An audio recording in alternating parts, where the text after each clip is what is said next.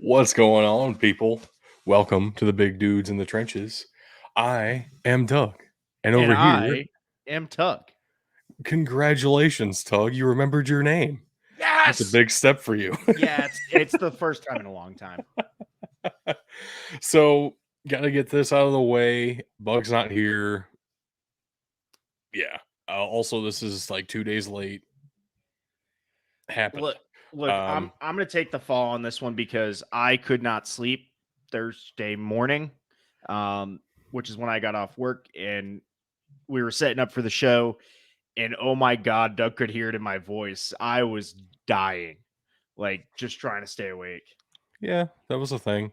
And then last night, I almost literally died with tornado warnings, and it was pretty crazy. The power was in and out, so we just decided let's push to Saturday. It's going to be way safer, and we can have some combine results too, because we're talking about some draft prospects today.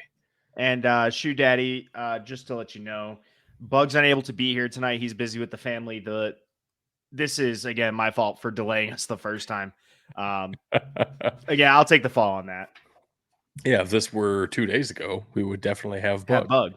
but it is not 2 days ago. It is today, as the time we record this. And Logic.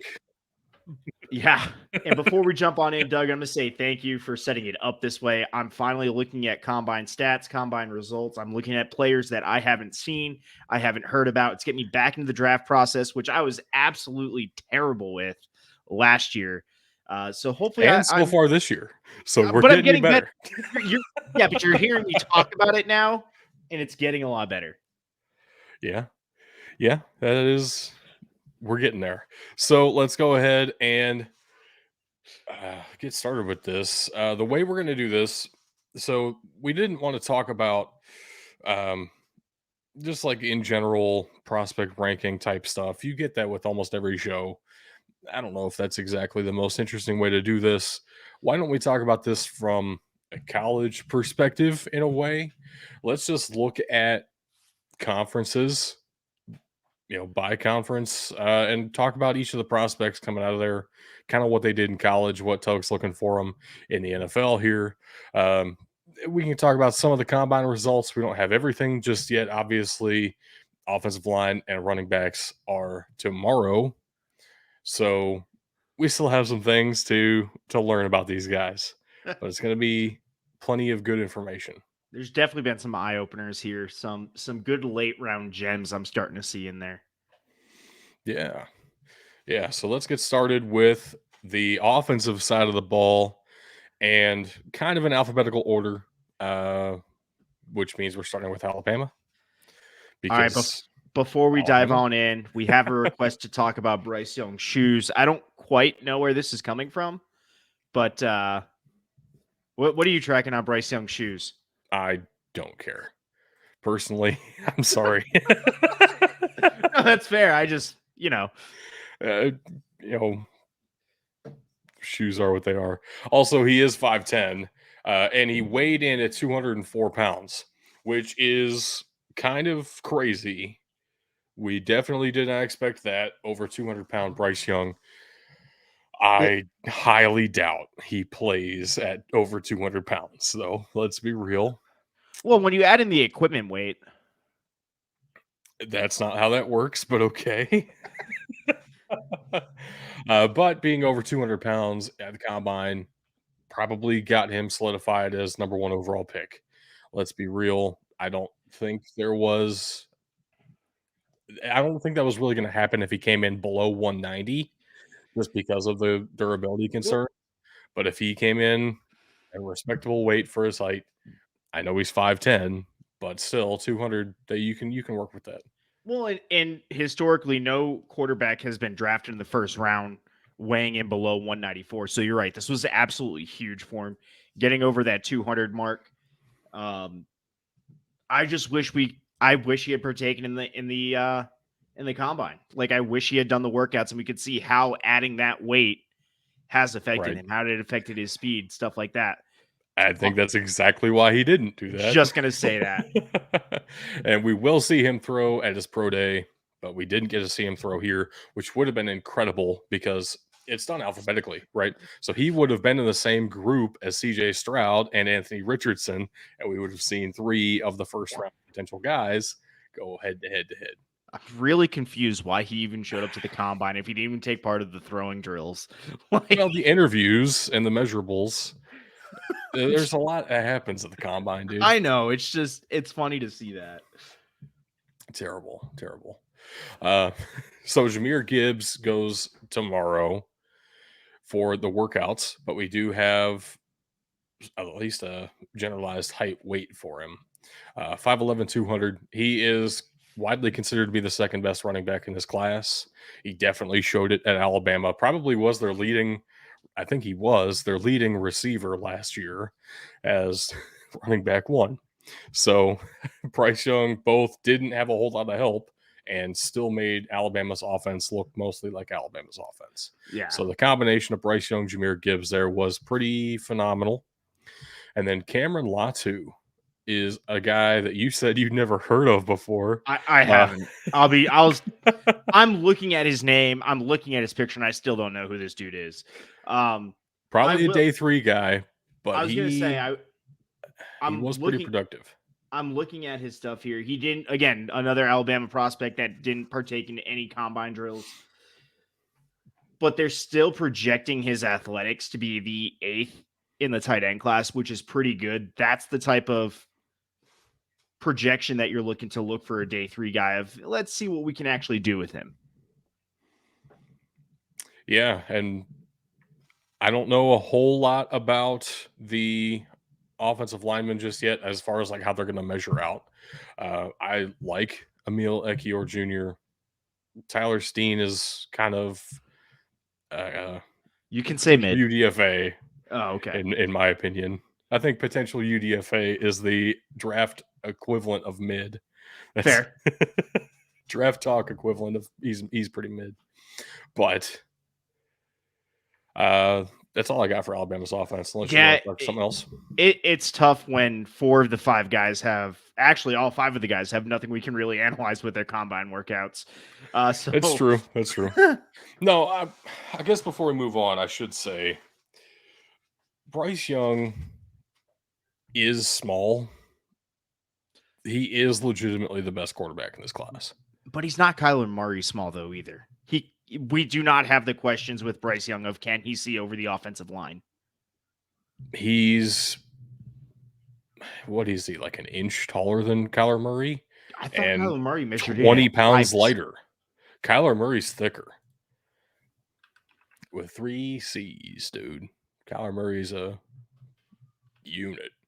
Bryce Young's tiny. Bryce Young is the Devontae Smith of quarterbacks, and not just because they both went to Alabama. I'm saying they are puny and look terrifying to watch them play football because they're so small. No, apparently that's fair. I thought Kyler Murray was smaller than that. So Bryce Young is literally equivalent to Kyler Murray. Yeah, except lighter, and probably actually on game day weighs something closer to 190. And it's just, it can be pretty scary. At the same time, he's so good at moving around the pocket, he really doesn't get hit that often. And you could say it is a real concern for a lot of high-profile schools, Alabama, Georgia, Ohio State. You have to question, are the offensive lines they're going to be behind in the NFL actually any better than the offensive lines they had in college compared to the talent levels on the defensive lines they're facing? Probably not, right? Yeah. So you have to be able to scramble. Bryce Young has that ability. You have to be able to work outside the pocket. You have to be able to throw on the run. Bryce Young probably has the best combination of those skills of any quarterback in this class. I don't really see anyone that's close in terms of playmaking, pure playmaking ability. Passing ability, we can have some conversations. Pure playmaking ability, Bryce Young is on a different level. And I don't think it's a real question that he should be the number 1 overall pick and the number 1 quarterback. I do have some comments on that, but I'll save them for next week when we're talking. I think next week is Big Ten, yes? Should be. All right. I have some comments to add to that, but for now, let's move on over to the next SEC team we got. Well, next is Florida, which has one of the guys that could be in the conversation for best playmaking quarterback. Anthony Richardson is massive and freaky athletic.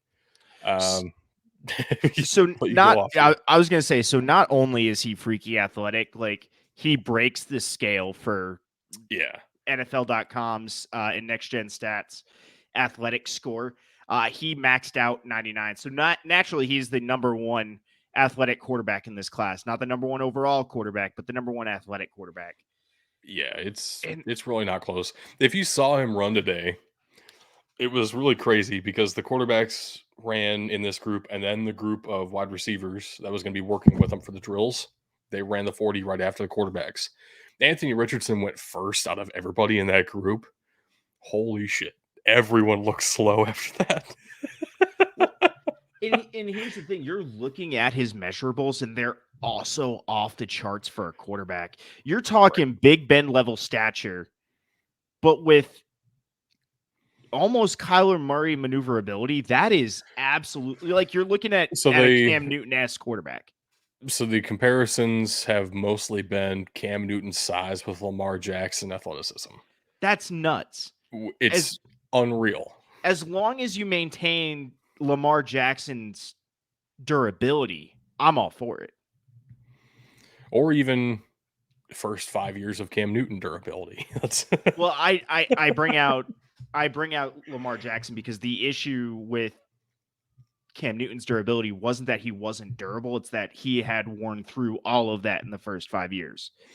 I mean, fair So enough. I'm looking for a little self protection here. Is what I'm looking for. That's going to be the difference Fair maker enough. for Anthony Richardson.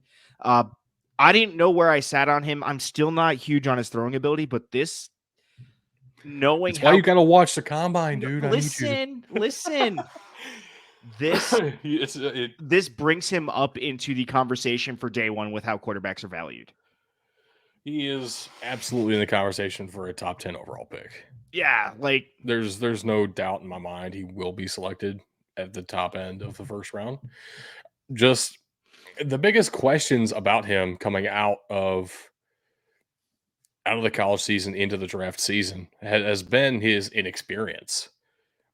He yeah, hasn't played as much as these other quarterbacks, even CJ Stroud, who has 2 years of starting. That's still almost an entire year more than Anthony Richardson has. yep, So there are some real questions with his ability to, keep improving. What's his actual ceiling look like?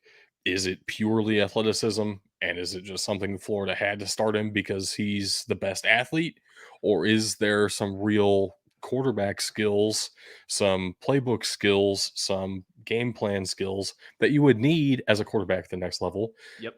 Apparently, the interviews for him at the combine have gone very well. And what we saw him throwing at the combine, I I was pretty dang impressed. You can see a lot of that on film. I'm not trying to claim to be a film expert watcher. Um, at the same time, what I watched of him at Florida was impressive. What we saw at the combine today was very impressive. He at times looked better than CJ Stroud, who was in his same group, as a pure passer of the football. Then tack onto that his athleticism. This is wild. But I do want to move on from Anthony Richardson, unless you had something else to add there. No, I wanted to transition. I was right there with you. I wanted to transition to Justin Shorter. Okay. Um, I'm not.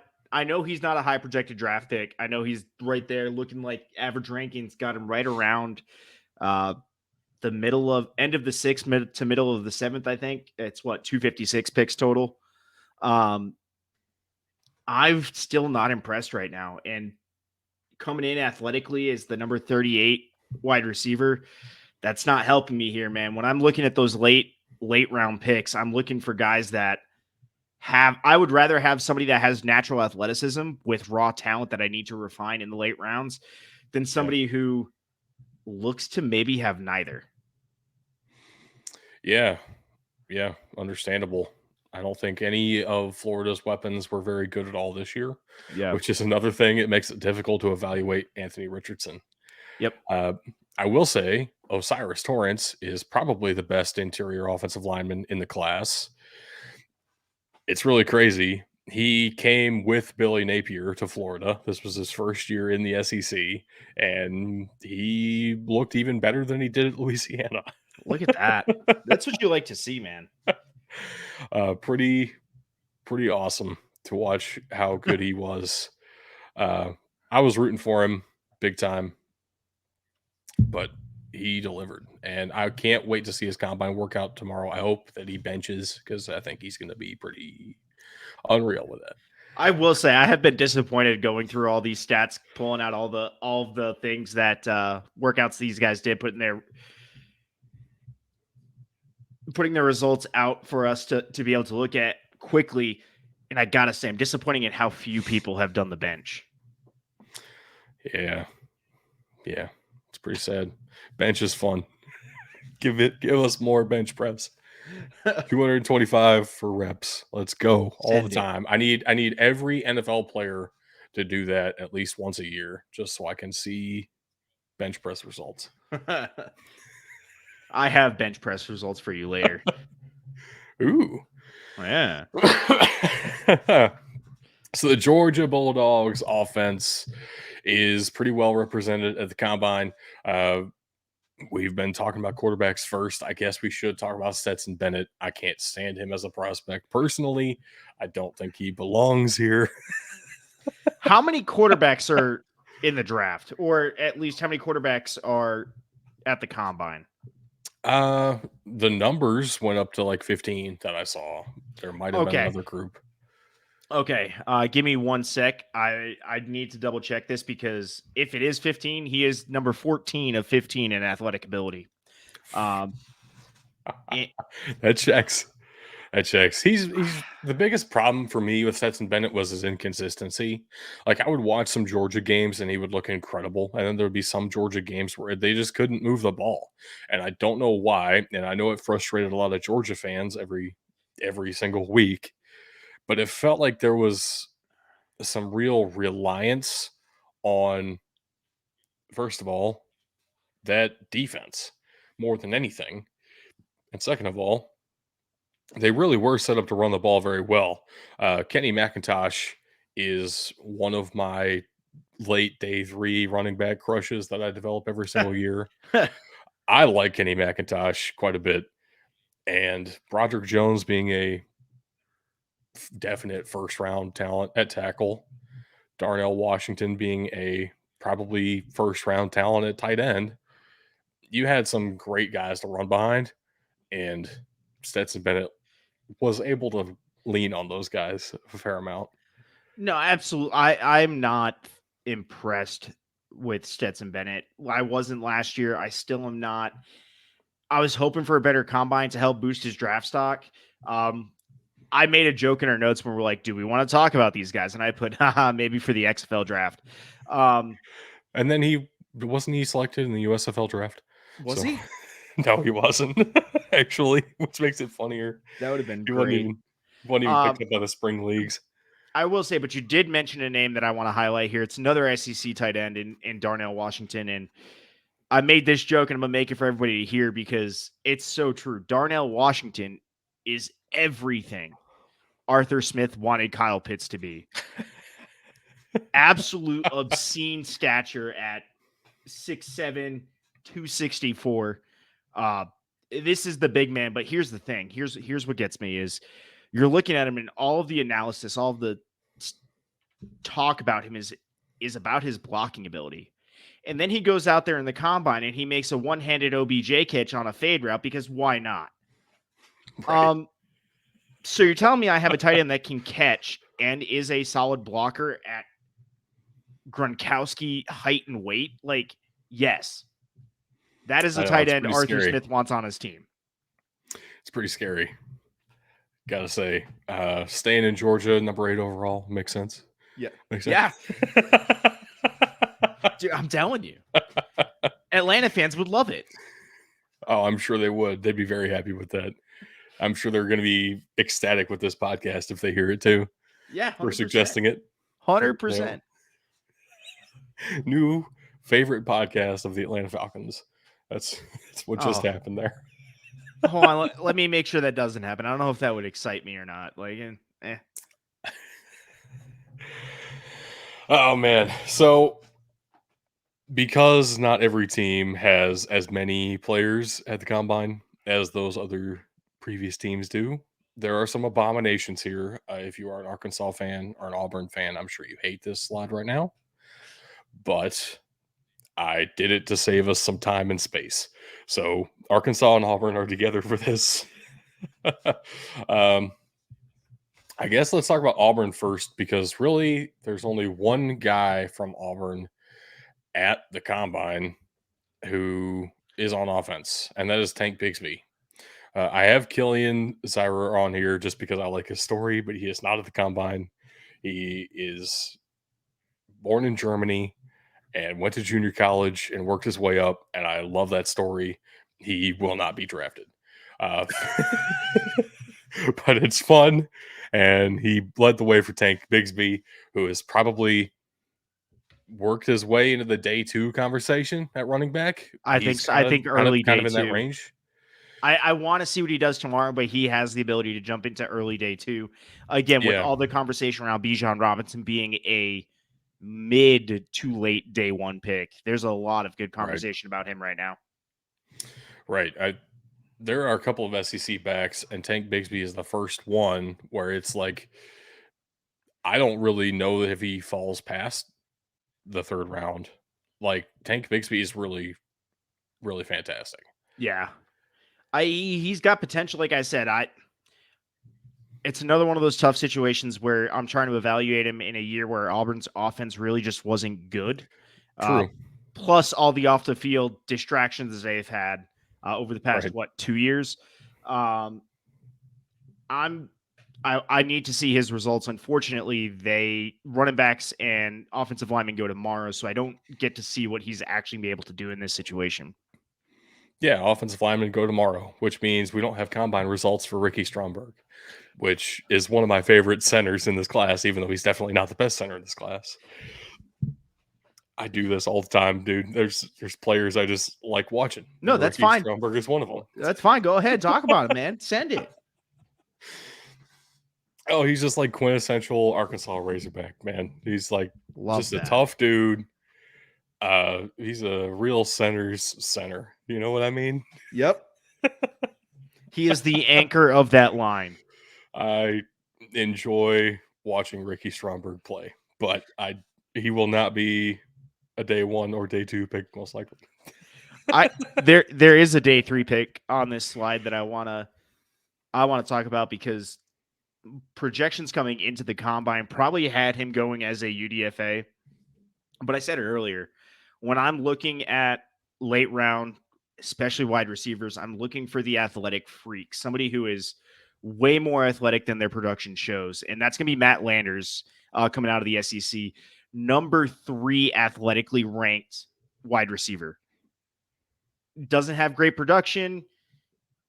Granted, really nobody outside of, oh God, I just blanked on a name. I pulled a tug. KJ Jefferson There you go. really had any real I knew what production you on were trying to offense. get to Yeah, I know, too, I and I know. was just Thank you gonna for lay letting sit in me. it. Thank you for letting me. I got there. No, but Matt Landers, a 3.74 unofficial 40, which Yeah, we were talking. The 40 tells you track that's speed. definitely not true. You said 3.74. 3.437. There you go. Um, You are very dyslexic I at the moment. That's all either right. way, what I'm really concerned about, and we were talking about Imagine this. dude ran a 3.7 second 40-yard dash. Yeah, I'm drafting him. But no, the real one here that we care about, we were talking about this, is the 10-yard split. How explosive are you coming off the Right, line? right. He is near the top of all the SEC guys because that's what we can see easily right now is all the SEC guys. He's near the top of the SEC for that 10-yard split time. In And his you could see it too in some of the drills today. Like he was legitimately pretty agile yeah, and able to make some breaks pretty cleanly. It was cool to see. And he's like 3-time all SEC honor roll. So that's kind of cool too. Like to see Yeah. it. No, definitely a dude I'm looking at. Gonna go to his pro day if I'm one of the teams, but I'm definitely looking at him for a late round special teamer with hopes that I can mold him into the wide receiver I need him to be. Yeah. Yeah, some good Razorbacks this year. Woo Like pig, to see man, it. woo pig. Another abomination slide. This is Kentucky and LSU. Not as much hatred from the fans though. I don't know. I don't know if LSU would like to be associated with the Wildcats, but whatever. It is what it is. It happened. So All right, let's it's let's a it's talk kind of a about it. cool. It's kind of cool. It's like a straight line of Kentucky players, and then we got a horizontal line of LSU players because yeah, the quarterback for LSU came back, Jaden Daniels, which is pretty awesome for them. But for Kentucky, Will Levis is coming out, and It's good for him, man. yeah, I know it's great. There has been legitimate talk of Will Levis potentially being the first quarterback taken in this draft. I That would be dumb. don't like that. At the same time, I understand where that talk is coming from after looking into him a bit more, watching about the combine today, for example, those kinds of things. Not just the combine. There are a couple other things that I was looking at with him. A couple of the games at the end of the year where it's like, wow, the Kentucky offense is so depleted this season. There really wasn't a lot to work with. A couple of the interceptions attributed to him. Yeah, like he makes some college quarterback mistakes occasionally, but bouncing off Oh the no, hands of his he's receivers, oh no, he's a legitimate. college quarterback making college quarterback mistakes. Oh Right, no. right. His receivers just straight up dropping passes that are right in their hands. His mechanics look very good, and his arm strength looks NFL level. I'm waiting for the So butt. I don't know if there is a but right now, and Okay. it that scares me in itself. I haven't found the but yet. Have you checked behind you? Not yet. That might be my problem. Uh Uh, but behind him was Chris Rodriguez. 2 years ago, most of last year he was hurt, which sucked because Chris Rodriguez was the entirety of Kentucky's offense 2 years ago. But I like Chris Rodriguez. Again, I fall in love with day three running backs all the fucking time. But yeah, that's that's another thing. Anyway, well, you probably going to talk about Will Levis. yeah, I just Go ahead. couple things here. So one, when I said it would be a mistake to draft Will Levis as the first QB, that's not me saying Will Levis is a bad QB. He has the potential to Right. succeed in the NFL. I'm just saying there's at least two, now maybe three other quarterbacks I would rather draft in front of him. Stetson Bennett is not one of them. Uh, Yeah. Little hint. and then I also need to say that I thoroughly enjoy that as a quarterback, he did two of the combine individual workout drills, the vertical jump and the broad jump. So we learned so Nothing. much more about Will Levis as a quarterback now that we know how much he can jump. Yeah, that's very helpful in case we needed to assemble a basketball team out of our football team. Hold on. He is one of like four or five guys on this list that have under a 30-inch vertical. His vertical is exactly 2 feet. So we know not to take him on our basketball team. That's what we learned. Correct. Correct. No, but his throwing mechanics are solid. And the way he releases the ball is it's good. I mean, I don't know Yeah. what to say. It looked on par with the other guys we're kind of calling first round picks at quarterback right now with Anthony Richardson and CJ Stroud. He was in a different group, so I had to extrapolate that. Again, just talking about the combine today, it looked on par. And the production is definitely not there, but you have to take into consideration what Kentucky had, and Yeah. they didn't have receivers, which is what LSU had here. Kayshawn Boutte and Jure Jenkins are worth discussing. I Hey, personally don't like either of them. I'm with you. No, I'm looking at it. I'm with you. Okay. Okay. All right. Even for Booty, it's less about his athletic ability or production, more about his attitude problems last year. Didn't really appreciate that personally. I would knock him a few spots just for that, unless he explained it to me very well in the interviews. I don't get to do those interviews, I but uh, I also have some issues with his measurables too. He came in small, which we've seen work in the NFL. right, Um, but again, when I'm looking, so again, he's measuring in as a Z, like 5'11", 195. He's a Z. His athletic ability is not a Z right now, and I have concerns right. with that. Frankly, knowing that I'm looking at this, I would have liked to see his 3 cone just to see how he cuts in and out. I know True. it, but that gives me something to work off of. I'm just overall not impressed right now.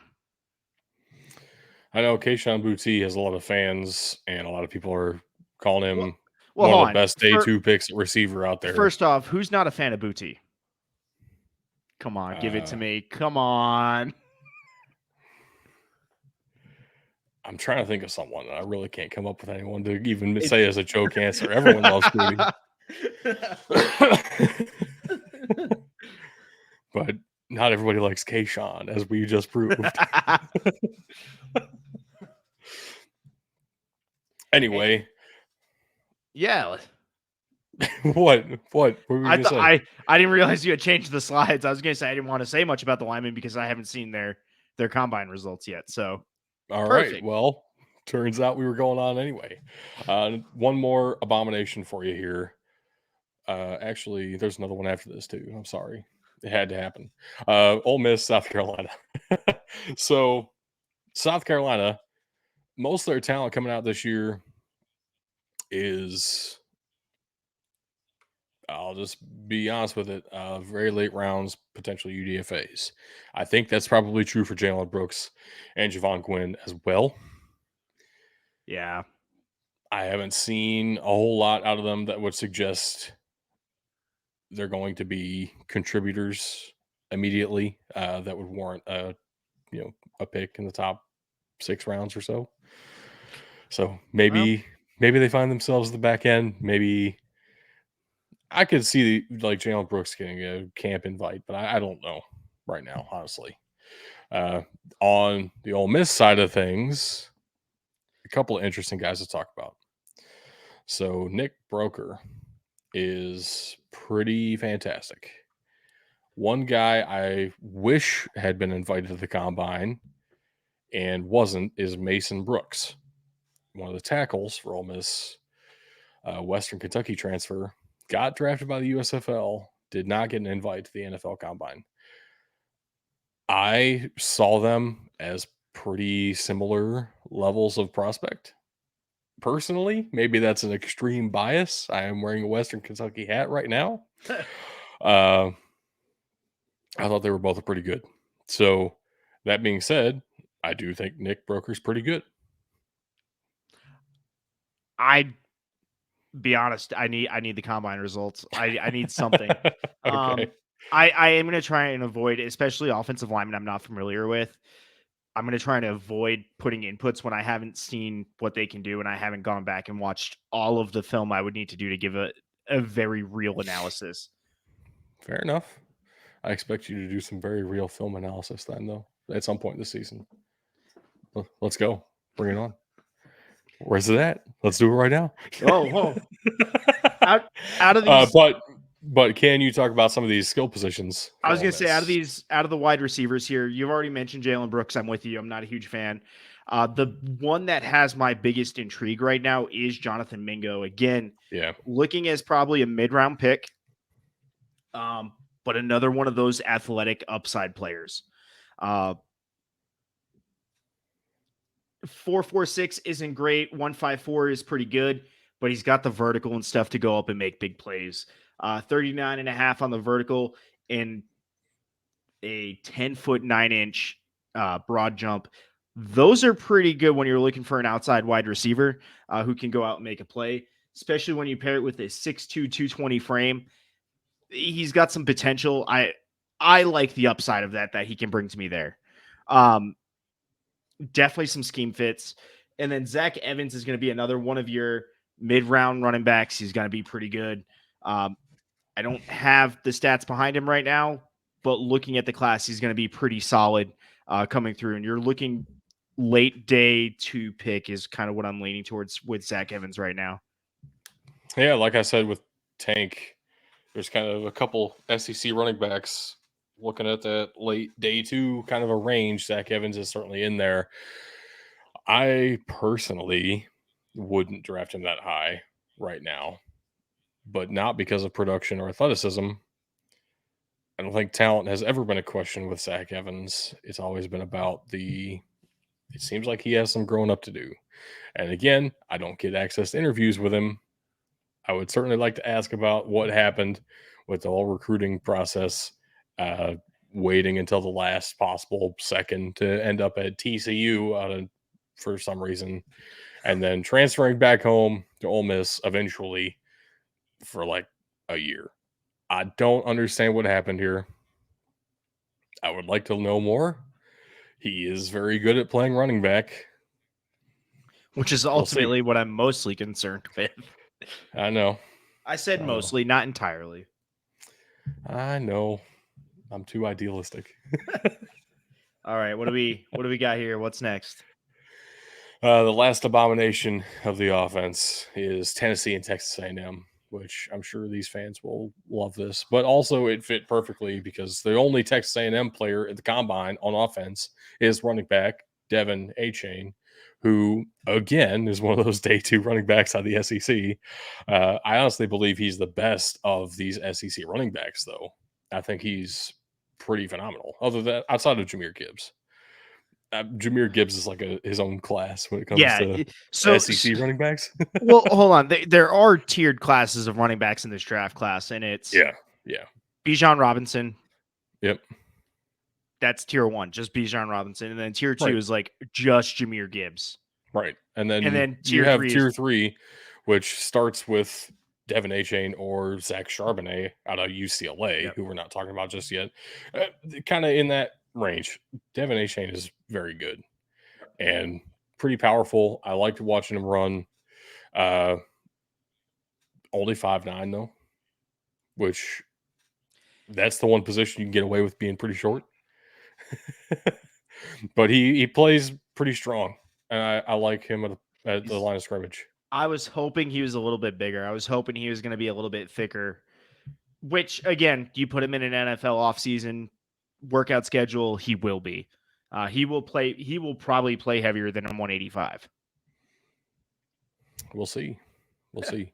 But that Tennessee offense this year, of course, was the best offense Tennessee has I'm probably ever had. so disappointed that Hendon Hooker is still recovering. Yeah, that would have been great to see Yep, him yep, work out. Uh, the biggest issue with Hendon Hooker is he's only done this for 1 year. and he's injured.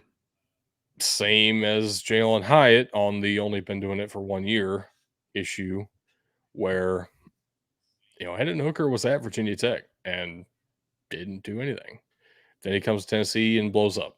Is he actually that talent, or is he what we saw at Virginia Tech? Is it simply Tennessee's scheme? We don't know for sure. Has anybody talked about how small Jalen Hyatt's hands are yet? I know we do that with quarterbacks all the time, so we're just going to be fair. I haven't seen anyone talk about it, so go for it. All right, he's got 9-inch hands. I don't know if that's good or bad. I just looking at the numbers I see here, it's the smallest on the scale outside of Emmanuel Forbes. We'll get to him later. Um, Yeah, uh, it's for a pretty while, small for a receiver. yeah, and that's my thing. Everything about Jalen Hyatt seems small for a wide receiver. Um, his height puts Yeah, him in. His height again puts him in that slot range. His weight, though, that's gonna be my big concern. I know we all had the same concerns with Devontae Smith, and he promptly put those away in year 2. But Devontae Smith was also coming out with obscene numbers across the board. 4.4 is quick. Don't get me wrong. 4.4 is fast. I do believe Devontae Smith ran faster. I need to verify. And Devontae Smith had done it for a couple years. Right. Jalen Hyatt did it 1 year. Once. He's Right. small. Right. When your best trait is your speed and you are definitely not the fastest, that is a concern. And again, he only did it 1 year. So I question the whole route tree ability, uh, which is something that I don't have to question as much with Cedric Tillman, who unfortunately was hurt for most of last year. So there are still concerns there. You're not wrong. Cedric Tillman's more of probably a better pure receiver, but definitely slower. And Hyatt filled in the role, just played it differently, right? Cedric Tillman was wide receiver 1 for them. He is the size for wide receiver 1. He gets hurt. Jalen Hyatt comes in and has to play the position differently, a different style of receiver in that role. All right. So So sorry, I just saw something, and this is the epitome of kind of what you and I are talking about with Jalen Hyatt. NFL does its prospect potential ratings, and this is the first time I bring it up because it's the first time I fully agree with it. He's rated at a 6.5, which on that scale gives him boomer bust potential. That's literally the tier level for it. yeah, Is you're either going to hit or you're not. Like, it's a risk you're going to take. And I think that's the perfect description for what Jalen Hyatt is. I know it really does feel like a lot of people are willing to take that chance. Yep. At the same time, I would be cautious personally. Correct. I'm with We'll, you. we'll see. We'll see what happens with Jalen Hyatt. Out of these two, Cedric Tillman is definitely the safer option, and that's probably the way I would lean. Yeah, safer option, but also there are better versions of the safe option Correct. higher in the draft. So Cedric Tillman's probably going to end up being a mid-round pick, but might be the safer, like what you're saying.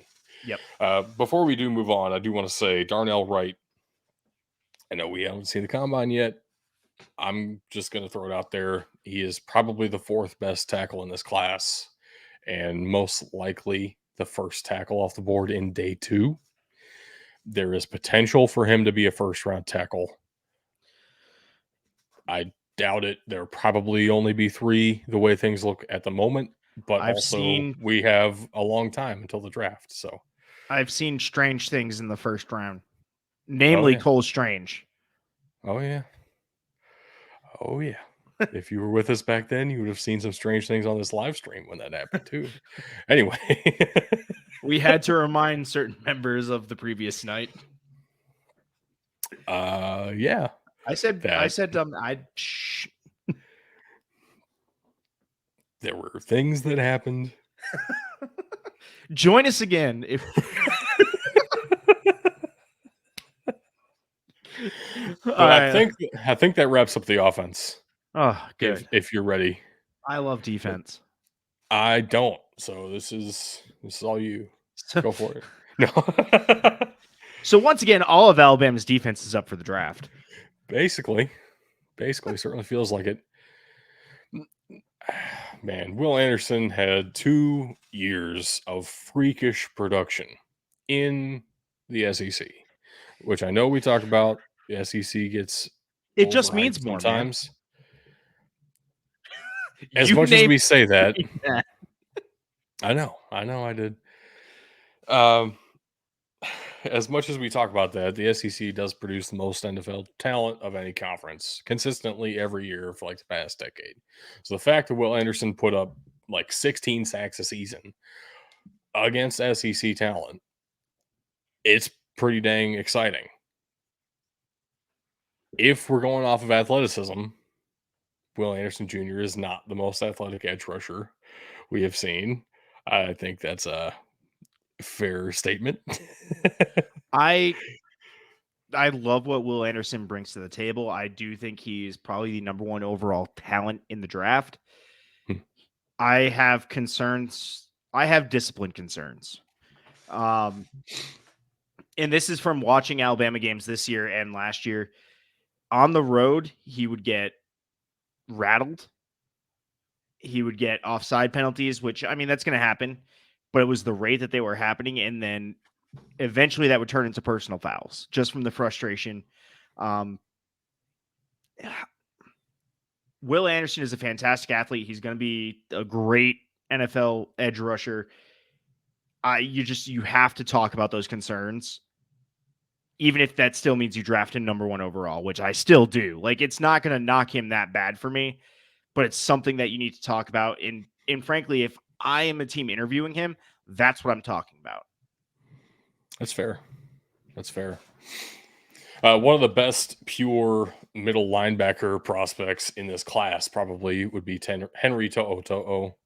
I know there are a couple more in the SEC that are deserving of that conversation as well, but Henry To'o is most likely your third round pure middle linebacker prospect, has some coverage ability, is a sure tackler. A lot of controversy around that transfer out of Tennessee. Anyway, Don't you Brian wish? Branch. I was gonna What say, do you don't say? you wish you could change rules every time you wanted somebody to transfer to your school? I definitely do. That would be nice. Brian Branch is probably my personal favorite defensive player in this entire draft class. The issue with Brian Branch, he is a nickel. He is a slot corner / nickel safety. And those guys just aren't that valuable most of the time. He will go probably the middle of the first round purely because of positional value, but he is legitimately fantastic. Uh, I I think Brian Branch was probably the second best player on that defense last year. I don't think that's all that controversial I either. just wish he was getting the love in this process. He seems to be getting knocked early in the process. I don't quite know why. I think it is purely because of positional value. Nobody really knows where to play him. Like the NFL Combine had him with the corners, but Alabama themselves listed him as a safety primarily. So it's what do you do? What do you do with a guy like that who is really truly in between those You positions? you draft him as a defensive back and you find where he fits in training camp. And look how that worked out for Noah Igbenogany. So it's we'll see what Hey, happens. he was one of the guys I keep talking about that should be a late round guy, okay? Freak athlete, really his football skills need work. One of the guys that's been rising for me most recently in a big way would be Byron Young, the Alabama version of Byron Young, because there's another one. We will talk about another one on this show. But Alabama's Byron Young is a freaky athlete, and I didn't know that for some reason. Byron Young looks phenomenal, and I'd be willing to take a shot on that early day 3, maybe late day 2. No, I'm with you. Hey, here's one of the guys that actually did the bench.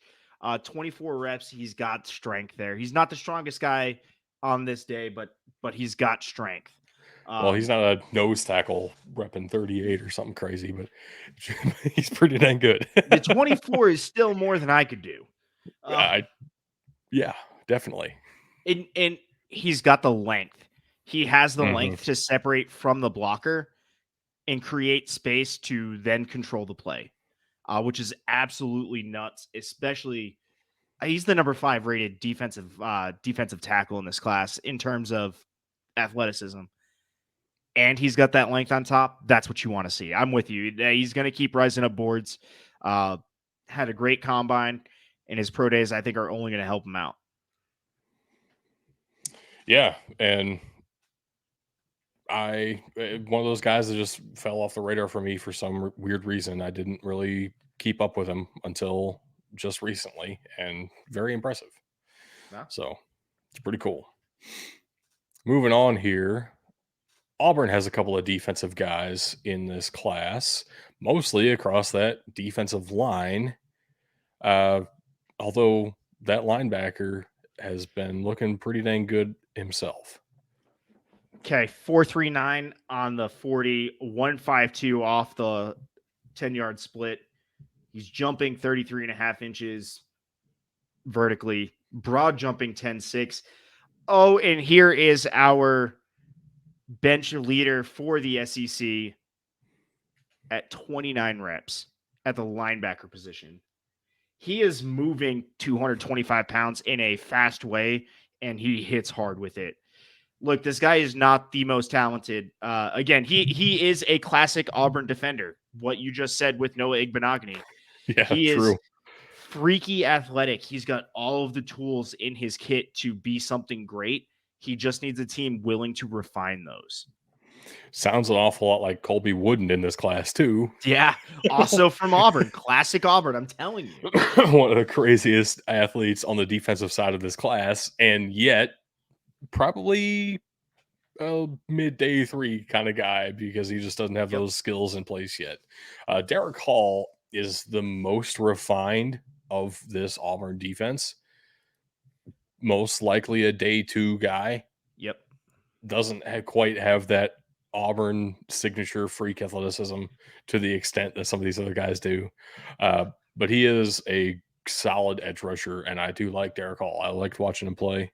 He was one of the highlights of this Auburn team from Yeah. what I was watching of him. Another guy with some big length to separate from the blockers as well. Yeah, and with that 4-2-5, you do rely on the defensive ends to get pressure most of the time. And Derek Hall was able to do that pretty dang consistently. It was pretty impressive. You love to see it, man. Moving on here, Florida has a couple of guys at every level at this combine. I don't know why Florida was so bad this year, considering all of the guys they're potentially sending to the NFL. At the same time, I think they're mostly day two, if not day three. Mostly.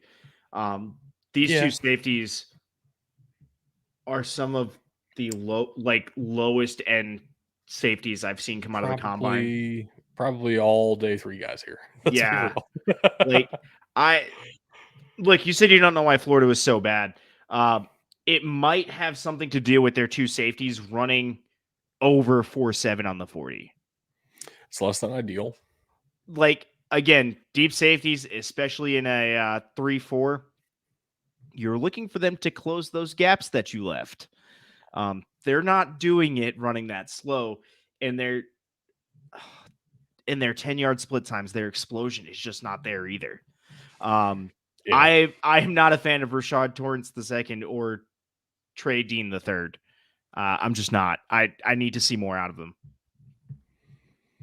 Yeah, my personal favorite prospect out of the Florida defense would probably be Ventrell Miller, just because I enjoy big thumping linebackers. I like a big thumper. I was on the Nick Bolton train well before the vast majority of people are now on the Nick Bolton train because he almost won Super Bowl MVP. But coming out of Missouri, people weren't giving him respect, and I love Nick Bolton. Once again, I'm a big fan of middle linebackers and running backs late day three for no good reason.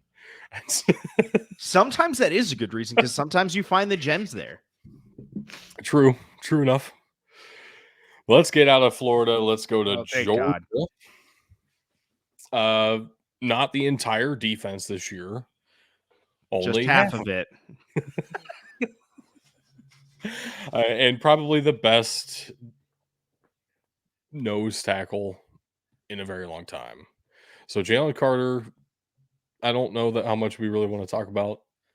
I wish he had ran the 40 because I love 313-pound men running 4.5 40s for absolutely no reason, and I feel like he's that kind of runner.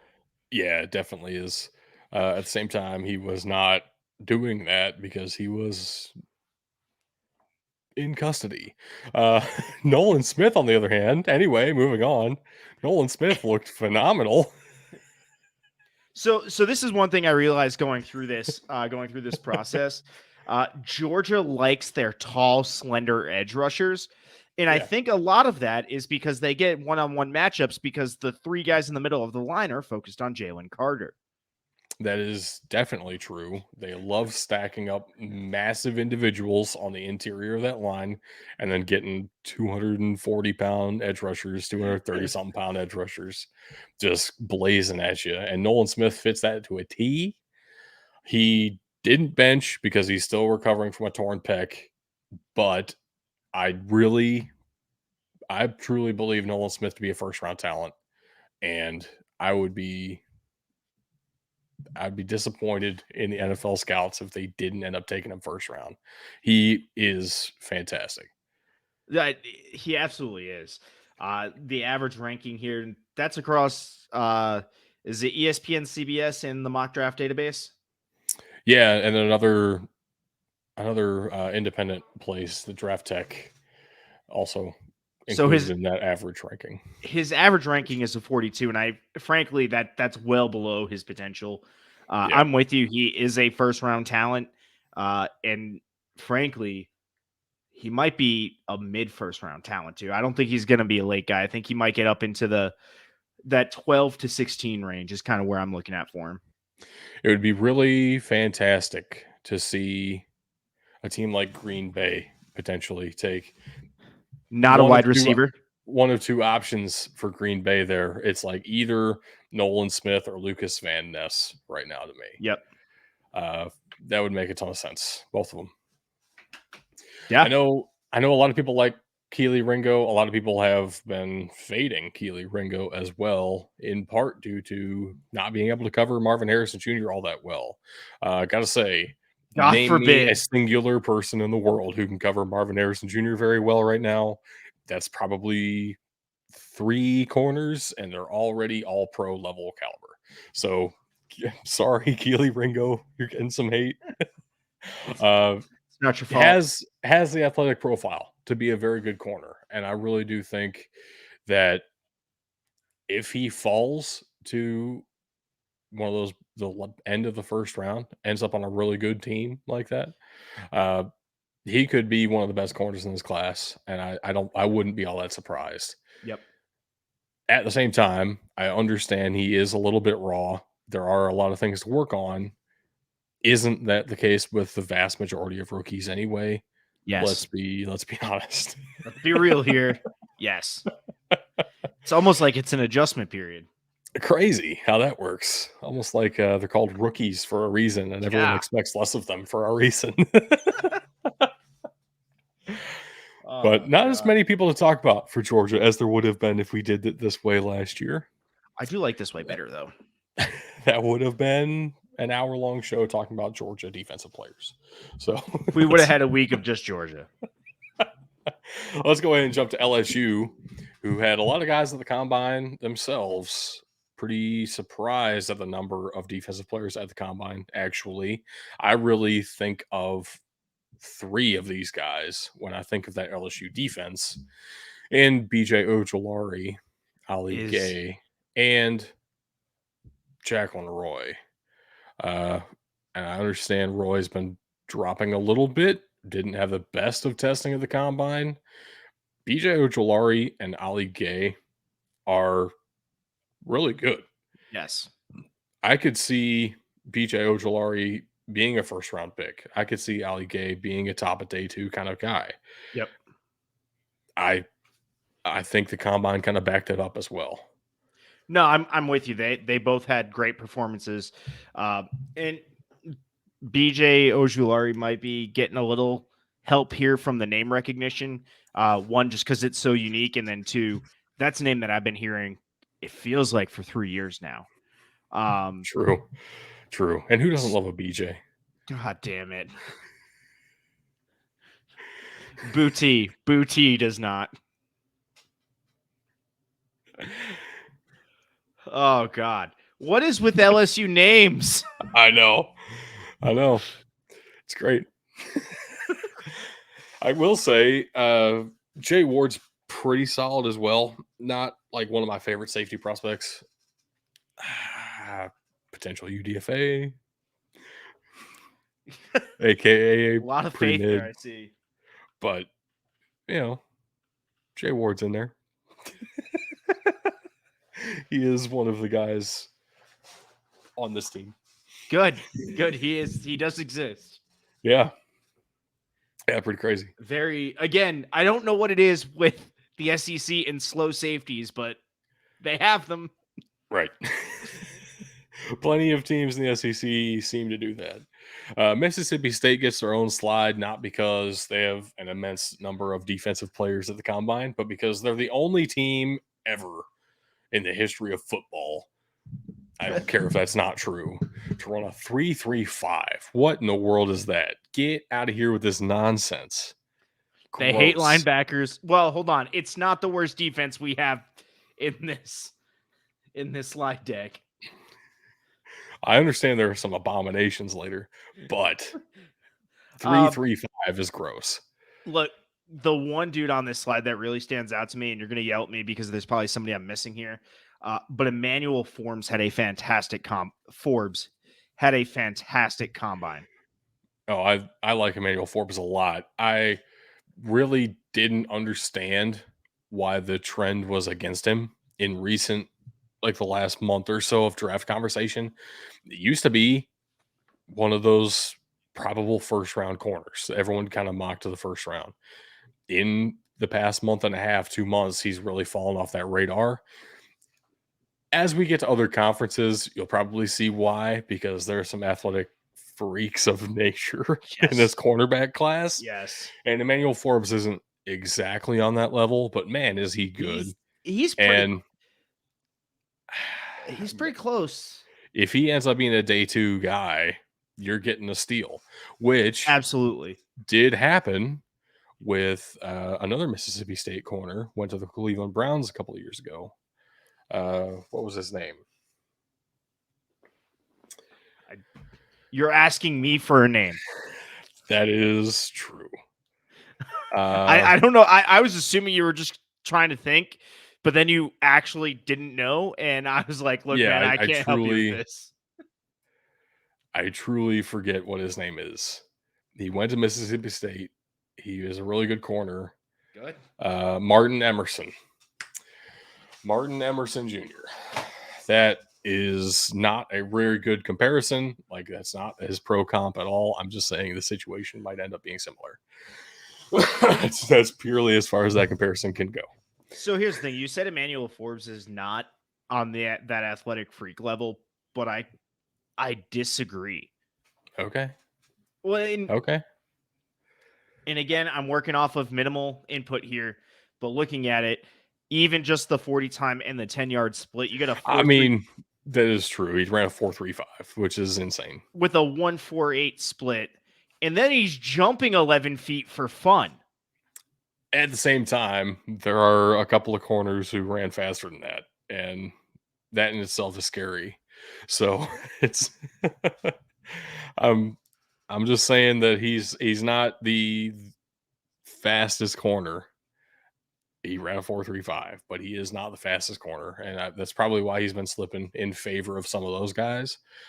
I still think Emmanuel Forbes is fantastic, and the way he played, I mean, you could see he actually has some skills, some tools in his ability to play corner that aren't just reliant on speed. So it's pretty wild to me that he's been falling as quickly as he has for most I people. I just oh my god, I need to stop looking at things. Next week is going to be fun. Some of the stats these Big Ten players are putting up are nuts. Yeah. Uh, another guy I did want to talk about from Mississippi State, though, Cameron Young looks pretty dang good. I like him up the middle, and he's big dude in the trenches. Yeah, he is the epitome of that. And again, I finally have a 40 time for a man over 300 pounds. Look, I Hell don't yeah. care if he comes barreling at you. He coming fast. Like maybe not as fast as NFL, but like I can't run a 5.140. Like And he did it at 6'3", 304. yeah, I that is a I like big Cameron man. Young. Now we get to the abominations, where there just weren't enough Missouri guys to justify him being on his own slide. Come on, So this Isaiah McGuire, you're with South Carolina. do we like the 4.25 better than the 3.35? I absolutely like a 4.25 better than a 3.35. Just want to make sure. Yes, 100%. They're also together because they both run 4.25s. That's a good point. Uh, I personally like Zach Pickens. I know he's not everyone's cup of tea. I I don't know. I don't have much explanation for you. I'm He's under 300 at defensive tackle. Not going to be for everybody. But I in a 4.3 and a 4.25, 290s can work pretty well, and I think he is pretty good. The best part of this slide is by far Cam Smith. By far. Cam Smith is potentially the best corner in this class. I understand he weighs less than you'd expect for me to say this, but I'm going to go ahead and say it. He is one of the most physical corners in the class, and I don't know that it's particularly close. He I gets after it at the point of attack, was gonna say I like that. I like scrappy guys like that. and at the same time, really didn't get penalized all that much. So So it's he's scrappy and he does it well. right. It's pretty phenomenal watching him play. And on the other side, Darius Rush is probably the better athlete, but the worst corner. A little bit less ball instincts, and I Uh, know he's a little bit bigger too. But Cam It's Smith is just phenomenal. it's funny you say that because and I have to bring this up now that I see the numbers.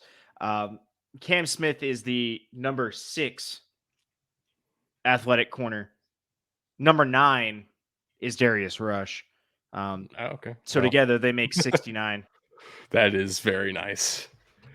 That is very nice. I wish Bug were here. He would definitely approve. I mean, he's in the chat with us. That works. Apparently, for everyone who can't see it, Bug hates Mizzou, but we knew that. Who doesn't? Fuck Mizzou. Mizzou students. I can't imagine that they actually enjoy it there. I I thought you were going to go and say I can't imagine that they actually have students there. Oh, I can imagine they have students. They're just held there against their will. All right, let's get to the true abomination.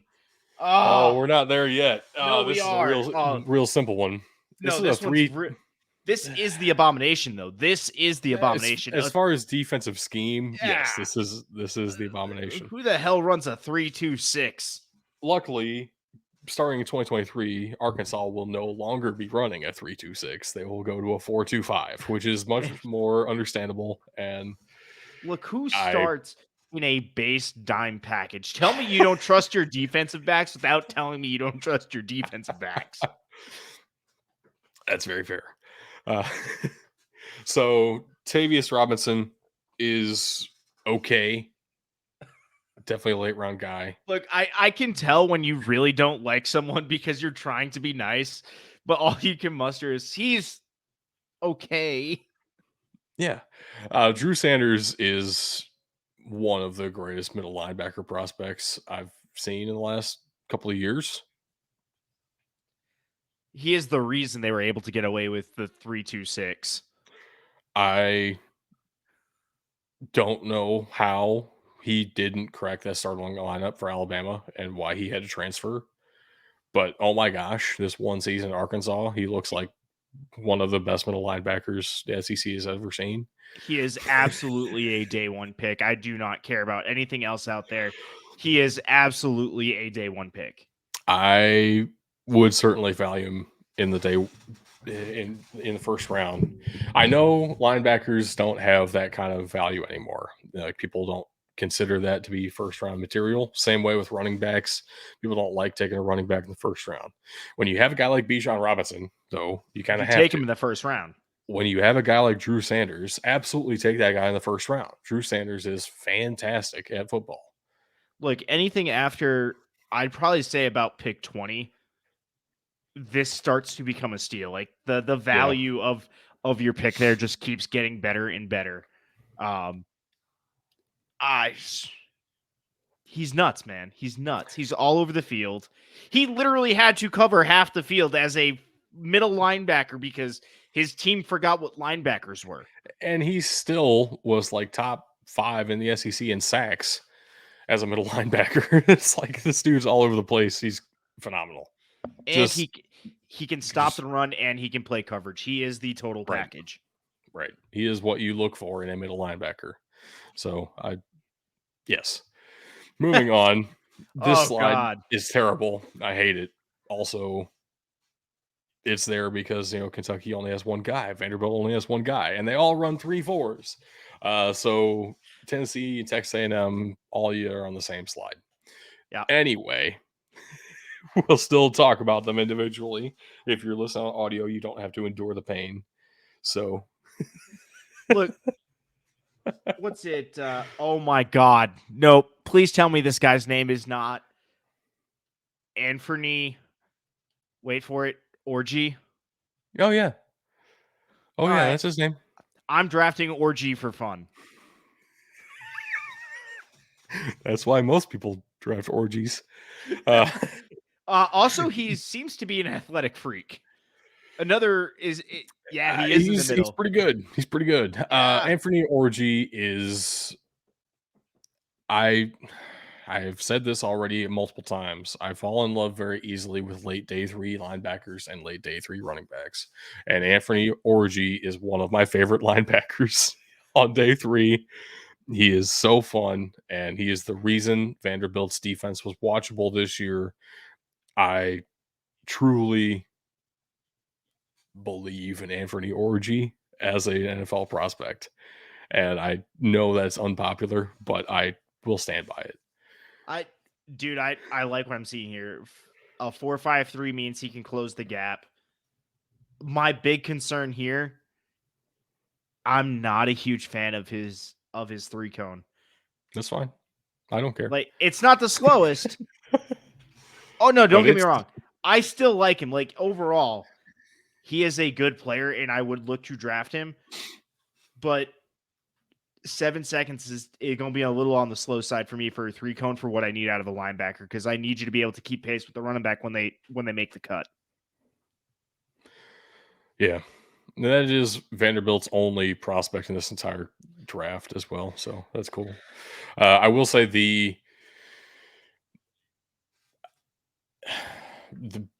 I really do think the best safety prospect in this entire class, true safety prospect in this entire class, is right here, Antonio Johnson. He plays the position exactly how you would want your safety to play the position. He's really good in coverage. He can get all around the field as much as he needs to. I know he's not exactly the fastest player, but Or the there's a strongest. reason. There's a reason that works out at safety where it doesn't always work out at corner. It's more about your angles.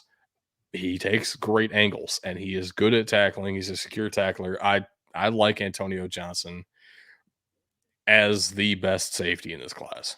My concern with him, I agree with you. I like him. My concern is going to be his upper body strength. Right? You get those 50-50 balls, I need you to be able to rip it out of their hands. Look, again, I need to put this in perspective because all of these guys are much stronger and much more athletic than I ever will be or was. Right. But when you're at the NFL Combine, maybe you had a bad day, but putting up officially 9 reps on the 225, that's not the It's really greatest not look. that bad for a safety. Historically, like I that's also going to say he is the one safety I've seen that has actually put up the bench today. So I really have nothing to base it off of. right. And I say if there were more safeties doing it, you wouldn't think I was that bad. Hold on, I got this. I while you're looking up whatever you're looking up, Okay, Trey uh Dean put up 25.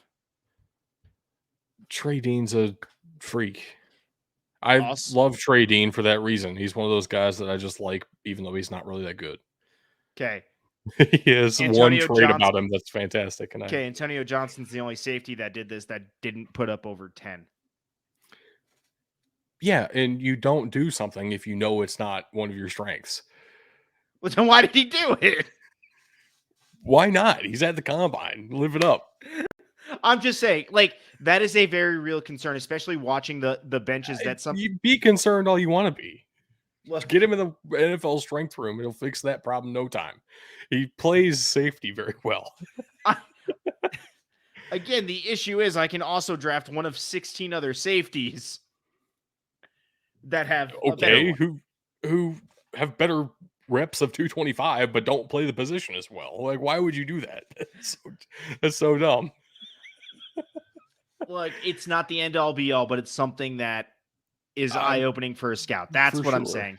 For sure. You have to take it into consideration. I don't think it carries near as much weight as you're trying to make it out to be. That was my point. Anyway, Carrington Valentine exists. Kentucky has a defensive prospect in this class. Congratulations, Kentucky. Jalen Jones is the better corner.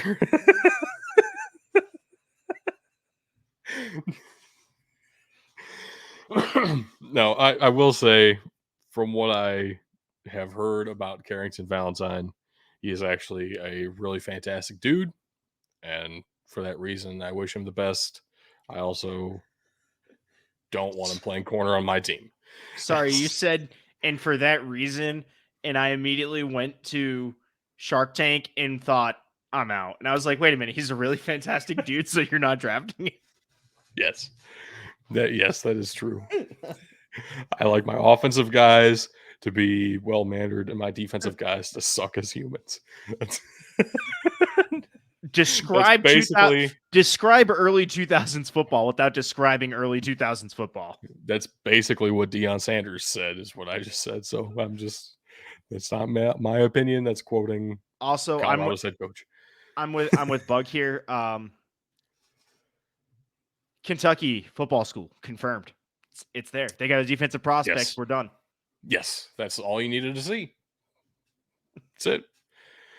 Didn't they have when did Jared Allen get picked? Number 7, I think, was the highest defensive player out of Kentucky. Number 7 overall. God Jared damn. Allen, or Josh Allen, sorry. Josh Allen. I know there's 2 Josh Allens in the NFL. I know. Yeah. Is Darius Smith out of Kentucky too? Yep. I He don't is. I don't He know. is. I'm Okay. telling you. Okay, That he one. I is. wasn't asking. There have been a couple of good ones. Oh, we brought it up earlier, so we got to bring it up again. This is Tennessee's version of Byron Young. Yeah. Yeah, Byron Young. Not as good as Alabama's Byron Young, but his still, name's Byron Young. Yep. No, Byron Young, Tennessee version is Bro, is can you imagine how upsetting that's going to be for one of them if like Goodell calls the wrong number on draft day, or the coach accidentally calls the wrong version of them? I don't think that's how that works. I think they would call the agent, and they probably have different agents. What if they have the same agent? So I doubt it. Why do you doubt it? Most of these guys have the same. Well, it's the same companies. Okay, different individuals. I get you. Right. Nah. Goodness. I want to challenge you at every turn, okay? Why? Because it's fun. Fuck you. Kickers aren't people. They don't have combine ratings. That is correct.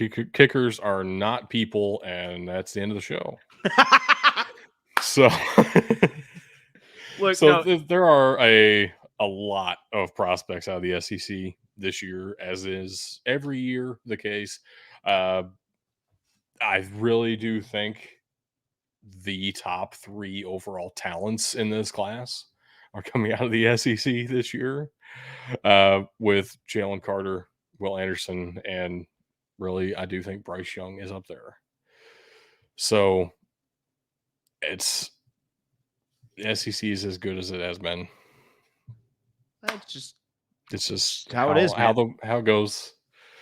I do want to say something. You don't have to pull the slide back up, but I do want to say something. The reason I said that about the special teamers is even though some of them were invited to the combine, the NFL didn't even bother to use their next gen stats model on them. Although they do all have potential ratings and they all say that they're going to be an average backup or special teamer. Which is, you know what? It's the most accurate thing the NFL has done in a long time. I do believe punters will Be potentially be special be a teams. special teamers, yeah. No, actually, I legitimately those guys got invited to the combine. I truly don't think any of those three guys get drafted. Like there are better punter and kicker options that we'll get to later. Or So unless you're look, I hope people have learned from Tampa Bay. But if you're going to draft a kicker, unless it's Sebastian Janikowski, don't do it in the first or second round. You wait until the 7th round, and that's only if you need a punter or a kicker. 5th round or later, and that's Yep. only if you absolutely need one. Yep. Yep. But that's So the all I Bears got should be looking at them. in the first round. Number 1 overall. There you go. Number 1 overall. Whoever it was. Let's pull up the slide and pick one. Anders Carlson. Well, there's all. Number 1 overall. I was gonna pick Jack, the dude from Georgia. At least he wins Nah. games. Nah. You don't need a winner. Number 1 overall. What are you talking about? Get out of here with that. But that is all I have for the SEC prospects, at least at this time. We will have some more mock drafts in the future. I'm sure we will talk about a lot of these guys again. Until then, we have other conferences to talk about. So stay tuned, guys. And hopefully in the future, we won't have all these crazy, weird issues that happen this week, and we'll actually be on time and do this regularly scheduled Thursday evening. So just thank you for bearing with us on this unusual weekend. It's also the combine weekend, so It it worked had to out. happen. It had to happen. Also, Doug, I've got the sign off here, so you mind grabbing the links? Nope. I will not.